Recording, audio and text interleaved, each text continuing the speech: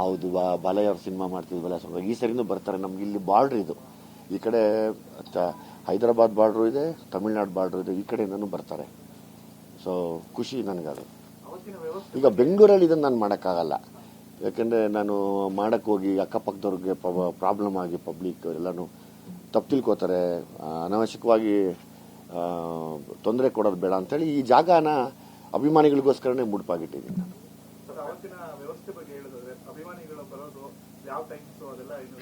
ಎಲ್ಲ ಬೆಳಗ್ಗೆ ಒಂದು 10 ಗಂಟೆ ಹೊತ್ತಿಗೆ, ಬೆಳಿಗ್ಗೆ ಎಲ್ಲ 10 ಗಂಟೆ, ನಾವೆಲ್ಲ ಆಲ್ಮೋಸ್ಟ್ 18th ಇಲ್ಲೇ ಇರ್ತೀವಿ. 18th ಪ್ರಿಪೇರ್ ಅಲ್ಲಿ ಎವ್ರಿ ಡೇ ನಡೀತಾ ಇದೆ. ಇದೆಲ್ಲ 18ರಿಂದ ಇಲ್ಲೇ ಇರ್ತೀವಿ. 20ನೇ ತಾರೀಕು ಬೆಳಿಗ್ಗೆ ಬರಲಿ, ಅಲ್ಲಿವರೆಗೂ ಬೇಡ. ಯಾಕಂದ್ರೆ ಇಲ್ಲಿ ಊಟದ ವ್ಯವಸ್ಥೆ ಮಾಡೋದ್ರಿಂದ ಈ ಸರಿ ಜಾಸ್ತಿ ಜನ ಬರೋ ಸಾಧ್ಯತೆ ಇರೋದ್ರಿಂದ ಊಟದ ವ್ಯವಸ್ಥೆ ಸ್ವಲ್ಪ ಚೆನ್ನಾಗಿ ಮಾಡ್ಬೇಕು. ನಾವು ಅದಕ್ಕೆ ತಯಾರಿ ಮಾಡ್ಕೋತಾ ಇದ್ದೀವಿ. ಹೌದು, ದಯಮಾಡಿ ನೈಟ್ ಬರಬೇಡಿ, ಇಲ್ಲಿ ಚಳಿ. ನನಗೆ ಬೇರೆ ಈ ಚಳಿ ಏನು ಫೆಸಿಲಿಟಿಗಳಿಲ್ಲ, ಅದು ನೋಡಿದ್ರೆ ನಂಗೆ ಬೇಜಾರಾಗುತ್ತೆ ಮನಸ್ಸಿಗೆ. ಅದಕ್ಕೆ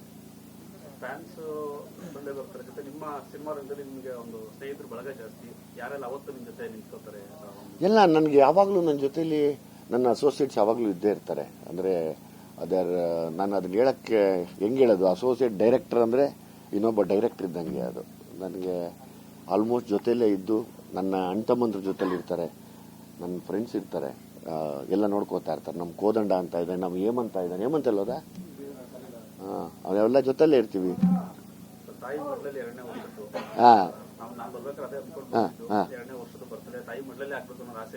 ಹೌದು, ಖುಷಿ ನನಗೆ ತುಂಬಾ ಇದೆ. ಆದರೆ ಒಂದು ನೋವಿತ್ತು, ಅಮ್ಮ ಸಲಗ ನೋಡೋಕ್ಕಾಗಲಿಲ್ಲ. ಸೊ ಈಗ ಭೀಮಾನು ನೋಡೋಕ್ಕಾಗ್ತಾ ಇಲ್ಲ, ಅದು ತುಂಬ ನೋವಿದೆ.